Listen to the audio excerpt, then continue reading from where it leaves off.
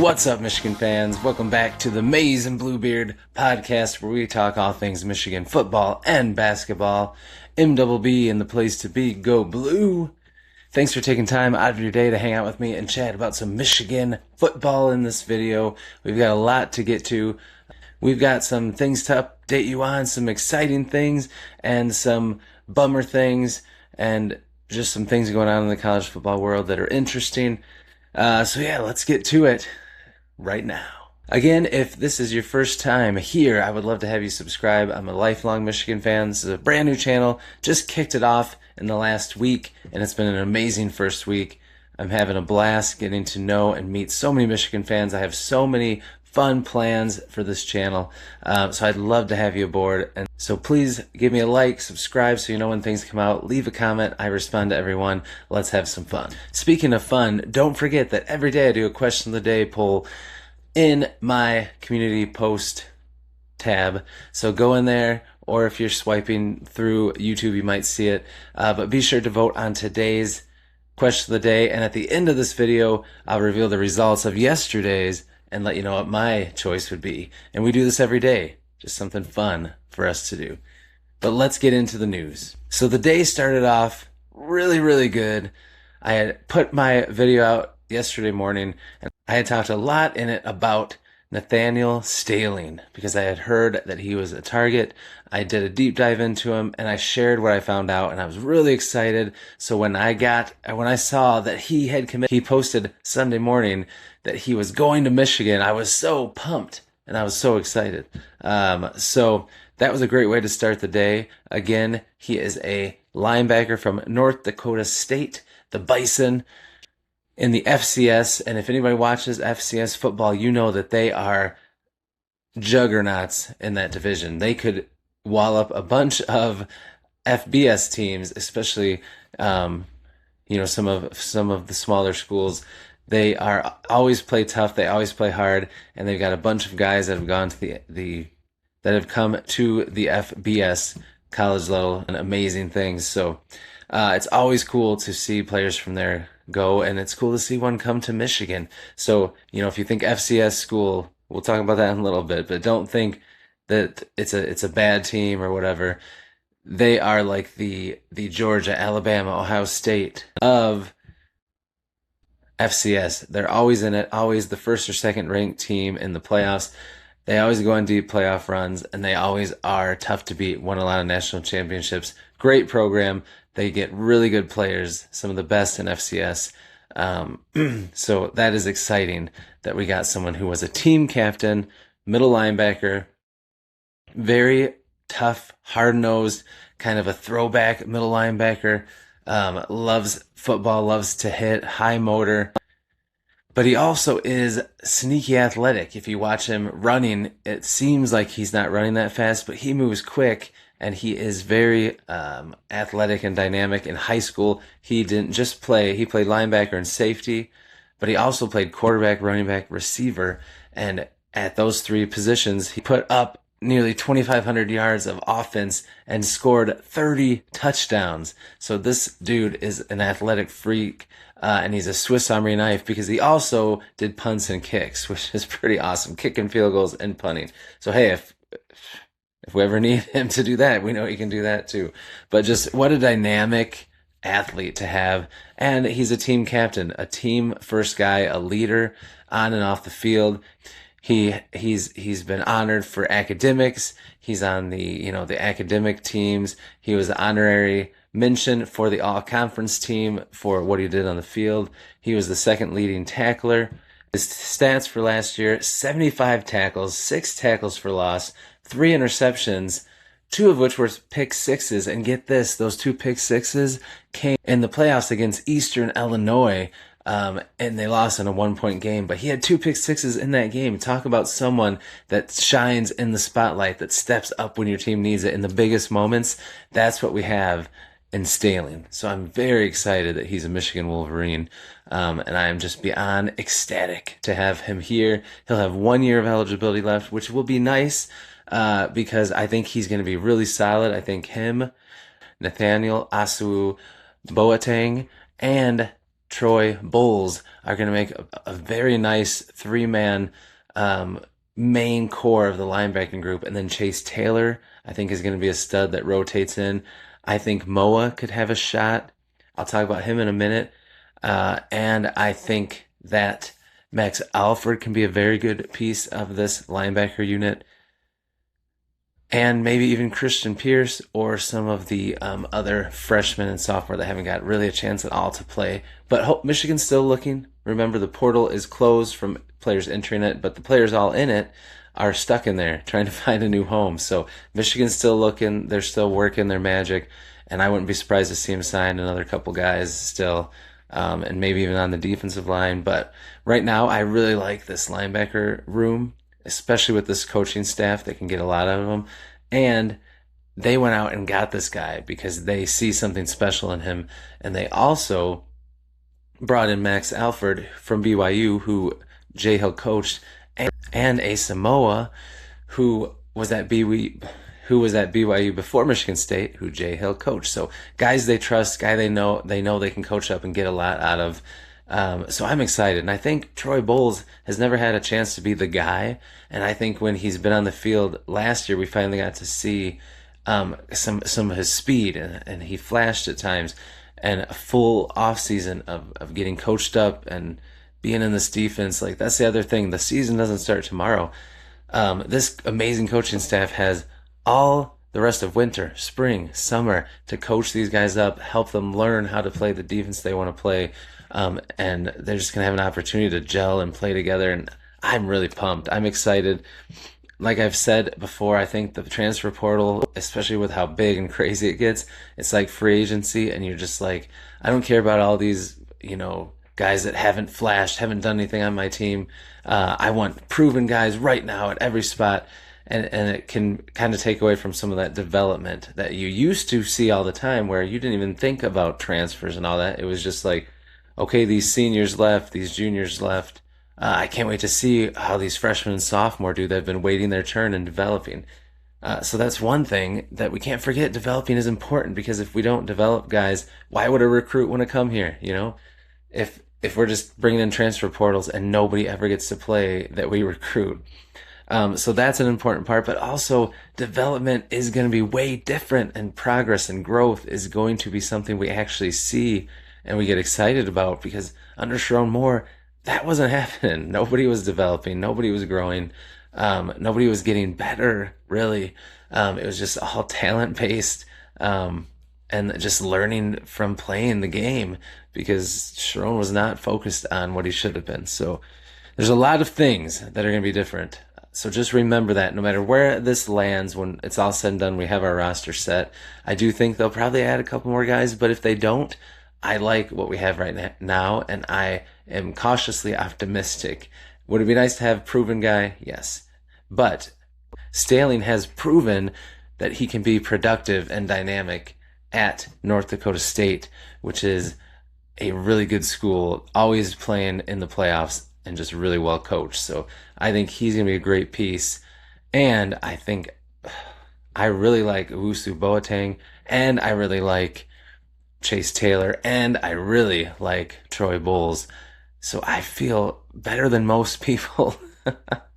And I don't know, maybe I'm also overly positive, but I feel really good about those players, and hopefully we get another one. I would love to get another one, but if we don't, I think they are some studs in the waiting that are just really going to take off, and they've got so much depth behind them. Those three that I mentioned, those 3 or 4 that I mentioned, that the linebacker group looking pretty good.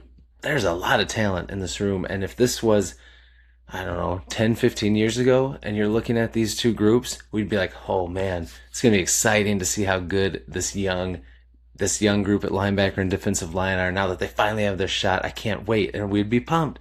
But because of the transfer portal and the opportunity to just get plug-and-play stars now, we don't think that way. So it's just important to remember that still needs to be a part of the game, because like I said, there's benefits to that.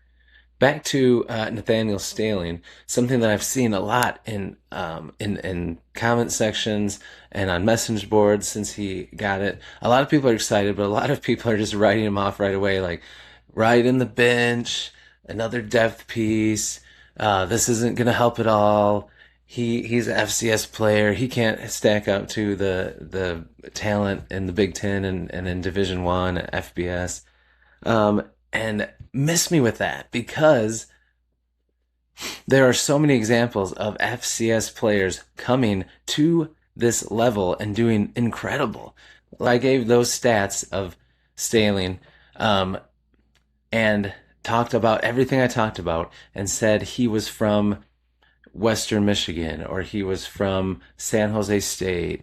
Everyone would be like, oh, heck yeah, let's get that guy. He sounds like a stud. But because it's FCS, some people write him off right away. And that shouldn't be the case because let's talk about some examples. I made a short. You might have seen it. If you didn't, then this will be new to you. But Texas Tech had a fantastic year. Their starting safety, who had a great year, Cole Wisnowski, not only came from the FCS, but he also came from North Dakota State University. Miami, the U, in the national championship game, one of their stud running backs who's made big plays for them all year and in the playoffs. Shamari Brown, FCS, not just FCS, North Dakota State University. Couple quarterbacks, quarterback from Iowa, Mark Gronowski, set some single season rushing records as a quarterback at Iowa. FCS, South Dakota State University. And hey, you if that's not good enough, you want an even bigger one? Have you heard of a guy named Trinidad Chambliss, Ole Miss's star quarterback that led them to the playoffs and came really close to getting them to the national championship? He didn't come from FCS. He came from D2, which is even a step lower. And he came here and he lit it up. And do you know why he's so good? Because he went to Ferris State, which is a school in D2, who most of you know because you're in Michigan, who is a powerhouse program and wins national championships and gets coached up the right way. And are good talent evaluators, just like North Dakota State. So Nathaniel Staehling, I think he's going to be a stud. I cannot wait to watch him play. And I think that when it's all said and done, we're going to love having him as a linebacker, and he's going to be one of those Michigan linebackers that we remember for a long time. And I can't wait. So speaking of linebacker, what else might they do, right? Are they still looking for people? It's all crickets right now. I haven't heard anything. I haven't read anything. Haven't seen anything. Nobody really knows what they're working on behind the scenes. But I'm sure they're still looking. They're going to keep looking. As long as there's players in the portal that could be of help, they're going to do their due diligence. I have no doubt. But there were some targets that I mentioned in other videos and that we are excited about that have come off the board. First of all, today, Arion Carter from Tennessee had gone in the NFL draft, then had left and come back. And everyone was hopeful he was going to come to Michigan, including me, because I think he's great. But he's chosen to stay at Tennessee, so that kind of makes me feel like that was where his heart was and what he wanted to do the whole time. So good for him. Hopefully he has a great senior year there. Makai Gbayer from North Carolina, more of like a solid linebacker, not a superstar that people wanted, but he would have been a solid get. He actually signed with Florida State. He's going to be going to Florida State, so he's off the board. And TJ Duttery, and all the interesting backstory stuff, but a dog on the field, an amazing player. Would have loved to have him, but he signed with LSU. He's going to LSU. So they're off the table. We've got Nathaniel Staehling, we got Asamoah, we got Christian Pierce and Max Alford. So we've got a pretty full linebacker room, but I would not be surprised if they come out of nowhere and add somebody that we're going to think is cool. We'll just have to wait and see, because I don't know. There's a lot of linebackers in the portal, but there's a lot with talent. I had mentioned Kamar Mathudi from Oregon. He has a lot of talent, a lot of upside, a lot of athleticism, but he has not shown anything on the field either. He's one of those guys that was buried on the depth chart, didn't play as a freshman at Oregon because you don't normally have to. In certain position groups because there's guys ahead of you. So he's setting up visits and stuff. I read that Michigan was interested in trying to get him lined up for a visit, but he's not they are not on his list of visits, so I don't think that there's mutual interest there. So who knows? Who knows what the plan is? Who knows what they're going to do? But we'll just have to wait and see. And it should be a fun week, and hopefully we'll start to hear some rumblings and hints at who they're looking at. But time will tell. Some other former players from Michigan that had entered the transfer portal and had not found a home yet did over the weekend. As expected, Tavis Metcalf, TJ Metcalf's younger brother, is going to Tennessee with his brother. They're going to play together again. So that was not a surprise, but I was surprised it didn't happen quicker. But they are both going to be at Tennessee. And then Jadyn Davis, our QB2 last year, has transferred to East Tennessee State, which is interesting because that's also where Cade McNamara went. So I found that interesting. I hope he gets to play there and he can light it up and, have a good rest of his career. I wish him the best of luck. And I wish a lot of players the best of luck in the transfer portal. Something that this new one window and the craziness of it has created is a lot of these guys jumped in the portal off of advice from an agent saying, get in there, see if you can find something better. You can always go back to your team and get your old position back as a fallback. Or maybe some guys just thought that on their own. Maybe that's how it was in the past. But this year, it's not. There's so many players that went in. When guys jumped out, they got replaced. So a lot of them are trying to go back to their teams like, hey, it's not what I thought it was. I want to come back. And they're like, we don't have any spots left. We replaced your spot. We don't have any room. You're going to have to go somewhere else. So I feel for some of these kids, at the end of the day, they're still young men trying to learn and navigate all this. And sometimes they listen to the wrong people, or sometimes they get caught up in the excitement. And I hope they all find a good spot. And some of them might have to go to a team that they didn't really want to, or maybe negotiate a deal that wasn't what they thought it'd be. So it'll be interesting for a lot of these players where they all end up. But that was an interesting thing to hear about this year. Just thousands of players having to figure this out. Something cool in the news was when Shamari Earls posted that he was coming back for Team 147, put out his LFG graphic, said, let's run it back. Another number 2 defensive back from Michigan, Charles Woodson, the legend Heisman winner for Michigan, commented on it, reposted on it, and said he could be one of the best in the country. So what a vote of confidence that is. I'm sure Shamari Earls felt over the moon, and I agree. I loved him coming out of high school. I was so stoked we got him, and I cannot wait to see what he can do with his coaching and with getting more reps, hopefully, in playing time, and learning from, Smith Snowden and Jair Hill and Zeke Berry and this great coaching staff. I can't wait to see what he can become. I'm really excited. And finally, like I said at the end of the video, I wanted to reveal the winning vote for the question of the day today, which I asked, which Utah transfer are you the most excited for? J.J. Buchanan, Smith Snowden, John Henry Daly, or Jonah Leah? The results are in, and here they are. The winner was John Henry Daly. A lot of votes for Smith Snowden and J.J. Buchanan.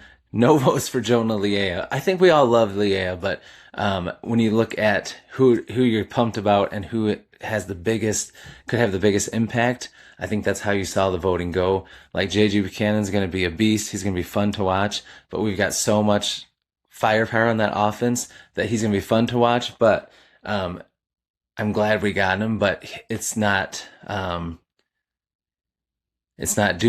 and gloom if he doesn't pan out, or if he has a slow start or something like that. Smith Snowden, going to be so fun to watch. I think he's going to be awesome. And I feel like we just feel good about the secondary. We feel good about the offense. We're worried about the defensive line and linebackers. So that's why John Henry Daly, I think, was chosen. And I would agree with that. I'm excited to see them all equally play. But I feel like for him, if he can be healthy and be that game wrecker, it's going to make such a big difference with pass rush for our defensive line and linebackers. It'll make the world of difference if he can be what he was last year and he can come back healthy. So that's why I'm really excited about him on the defensive line, especially if he can be healthy and get back to doing what he was doing last year when he was just at another level. So I agree. I would pick John Henry Daly, but I'm excited for them all. Make sure to go check out today's question of the day in my community tab. Go vote and leave a comment. I'll see you in there. That's it for today's episode. Thanks for hanging out with me. I really appreciate that you took the time out of your day to spend some of it with me. If anything develops today, anything breaks, I'll be sure to do a post short and we'll talk about it in tomorrow's video. But for now, have a fantastic day. I appreciate you all and I'll see you in the next video. And as always, go blue. Thank you.